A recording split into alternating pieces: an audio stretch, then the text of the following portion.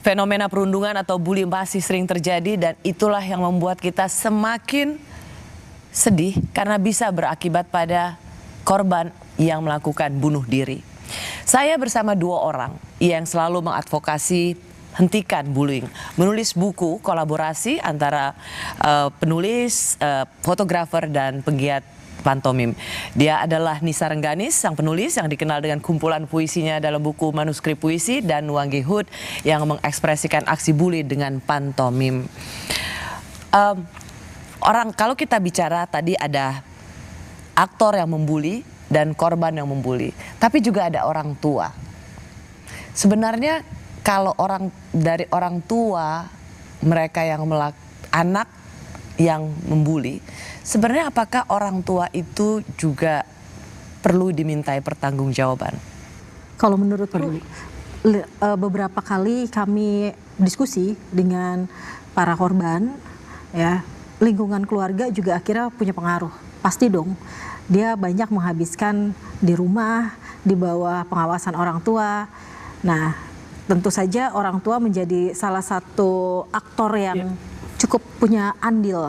Sebagai korban bullying juga, menurut Anda, orang yang membuli Anda itu memang harus kena sanksi dari sekolah, atau misalnya sekarang sampai bisa jadi tersangka dan kita menyebutnya anak di hadapan hukum karena masih di bawah umur.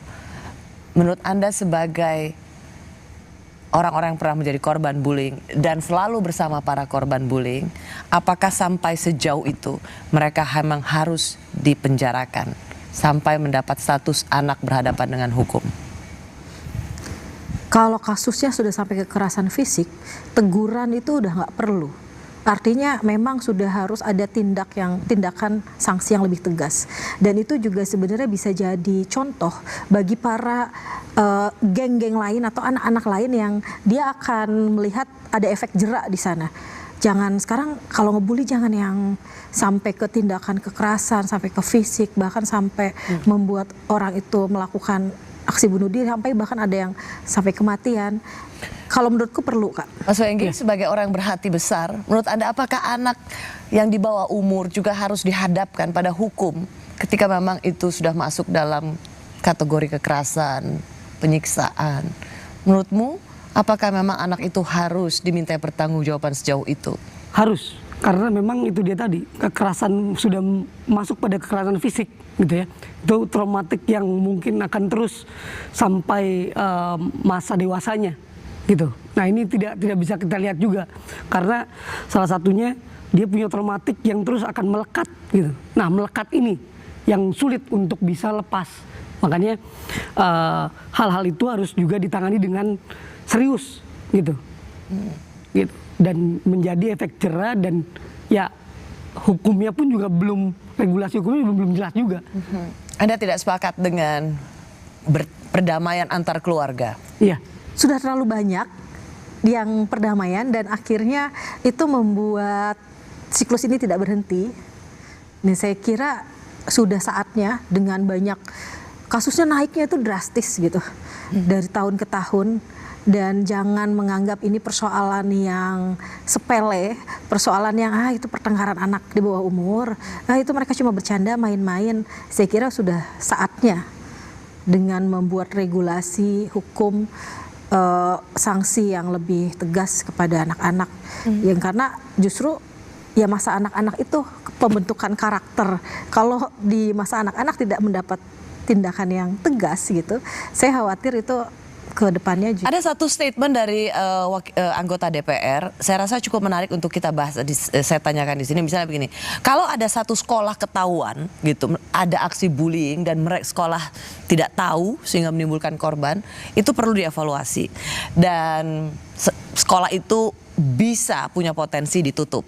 Begitu juga dengan kepala daerah mana yang sekolah-sekolahnya banyak melakukan perundungan, maka harus ada evaluasi, termasuk ada sanksi dan lain sebagainya. Buat kita mungkin itu terdengar ideal, bahwa sekolah itu bisa ditutup, daerah kemudian dilihat jumlahnya dan kemudian dikenakan sanksi.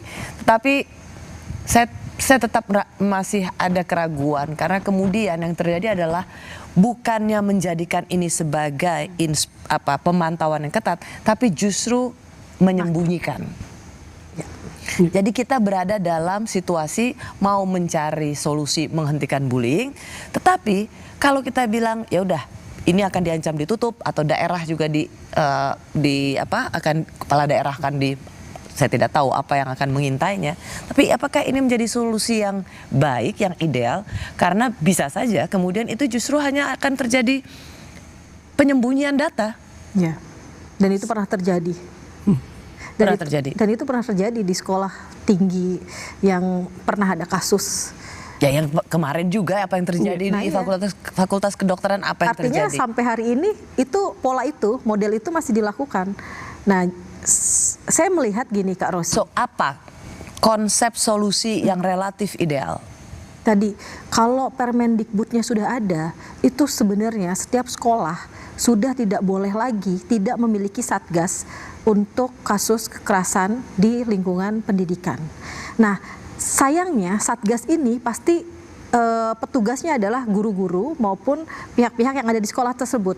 Yang itu justru akan tadi menutup-nutupi, dia khawatir citra sekolahnya buruk. Saya kira dimulai dari pemilihan satgas itu adalah orang yang netral, orang yang memang ditugaskan untuk mengawasi dan tidak ada konflik interest dengan sekolah tersebut. Ya seperti waktu itu kita memberikan apresiasi pada Menteri Kesehatan yang begitu cepat mengatasi persoalan meninggalnya Dr. Aulia gitu, dan saya rasa kecepatan dari otoritas untuk melakukan tindakan itu penting. Itu yang juga membuat lembaga pendidikan berpikir dua kali untuk meremehkan kasus-kasus pendidikan.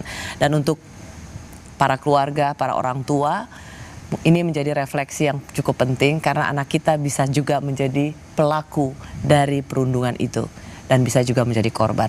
Terima kasih Mas Wenggi. Mbak Nisa, terima kasih sudah ada di Rosi. Semoga kita bisa menjadi lingkungan yang baik bagi anak-anak. Menjadi korban bullying tentu bukan pengalaman yang menyenangkan. Itu benar-benar dapat menghancurkan harga diri dan menghilangkan kebahagiaan. Sampai Kamis depan, semoga ini bisa menjadi refleksi kita bersama. Tetaplah di Kompas TV, independen, terpercaya.